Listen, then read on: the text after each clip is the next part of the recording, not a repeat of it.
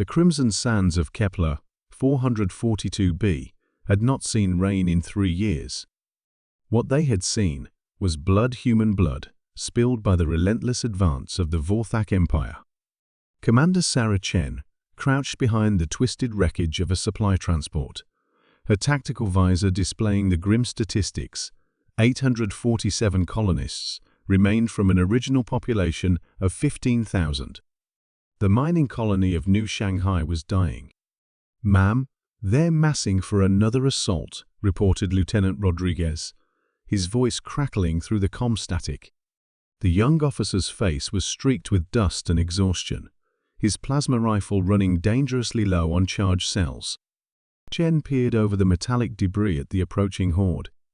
The Vorthak were nightmarish creatures 8 feet tall, with chitinous exoskeletons that gleamed like black oil in the alien sun. Their multiple eyes glowed with predatory intelligence, and their razor-sharp appendages could slice through reinforced steel as easily as paper. They had descended upon humanity's outer colonies like a plague, consuming everything in their path. "How long until the next supply drop?"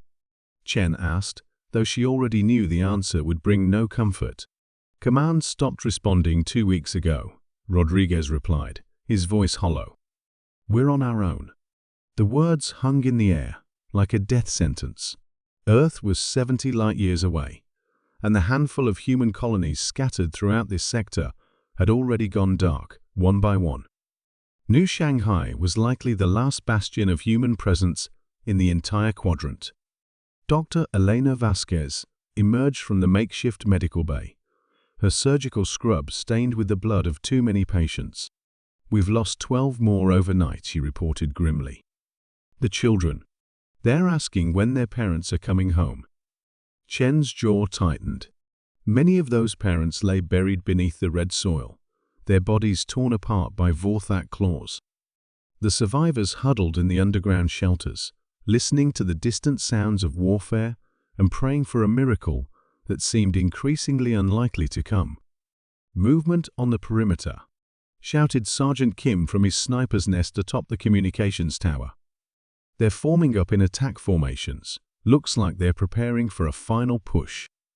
Chen raised her binoculars and surveyed the alien army. Thousands of Vorthak warriors stretched across the horizon, their numbers seeming to multiply like a living carpet of death. Behind them loomed their massive siege engines, biomechanical monstrosities that pulsed with organic machinery capable of reducing their fortifications to rubble within minutes. "All units, prepare for final defensive positions," Chen commanded into her comm unit. "This is it, people.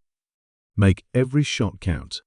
The colonists took their positions with the quiet dignity of those who knew they faced their final hour.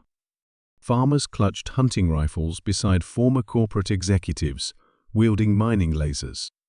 Teachers stood shoulder to shoulder with mechanics, all united in their determination to protect the children sheltering below. As the Vorthak horde began its advance, the ground trembled beneath their countless feet. The alien war cries pierced the thin atmosphere, a sound like metal tearing and glass breaking. Chen checked her sidearm one final time and prepared to meet death with honor. Then something impossible happened. The sky above them began to darken, not with clouds, but with something far more substantial. Massive shadows fell across the battlefield as colossal shapes blotted out the alien sun. Chen looked up and felt her heart stop, descending through the atmosphere like the wrath of ancient gods came Earth's dreadnoughts, impossibly vast warships that dwarfed anything humanity had ever built before. Each vessel was over 3 kilometers long, bristling with weapon arrays that crackled with barely contained energy. Their hulls bore the blue and white insignia of the Terran Federation, and their names were painted in letters 10 meters tall: Indomitable, Retribution, Earthborn. "This is Admiral Marcus Thorne of the 1st Colonial Defense Fleet." A voice boomed across all frequencies, carrying the authority of Earth itself. "Vorthak forces, you are in violation of sovereign human space. withdraw immediately or face the consequences. The lead dreadnought, Retribution, began to glow along its weapon ports. Energy readings spiked beyond anything Chen's instruments could measure.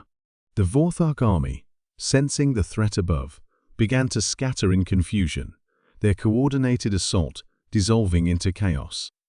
"All human personnel, take immediate cover," Admiral Thorne's voice continued. "We're going to show these Xenos why Earth doesn't abandon her children." The first salvo from the dreadnoughts was like witnessing the birth of stars.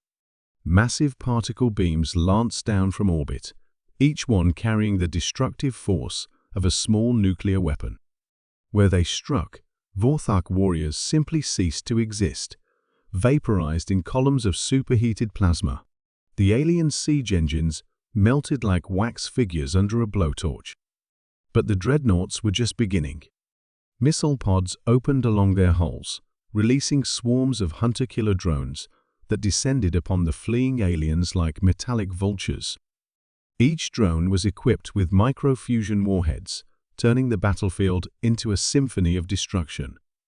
Within minutes, the mighty Vorthok horde was reduced to smoldering craters and scattered debris. The aliens who had seemed so invincible, so unstoppable, were revealed as nothing more than insects before the full might of humanity's war machine. Landing shuttles descended from the dreadnoughts, disgorging fresh troops in power armor alongside medical teams and supply containers. Chen watched in amazement as soldiers bearing the insignia of Earth's elite colonial marines took defensive positions around the settlement. Admiral Thorne himself materialized via teleporter beam, a tall, weathered man whose eyes held the weight of command and the fire of righteous anger. He surveyed the battlefield with grim satisfaction before turning to Chen. "Commander," he said simply, "Earth doesn't forget her own." As medical teams tended to the wounded and engineers began reconstructing the settlement's defenses, Chen looked up at the mighty dreadnoughts maintaining their protective vigil overhead. The colonists emerged from their shelters, children pointing in wonder at the massive warships that had saved them. The Vorthok had learned a hard lesson that day. Humanity might be scattered across the stars, but they were never truly alone. And when Earth's children called for help, the dreadnoughts would always come.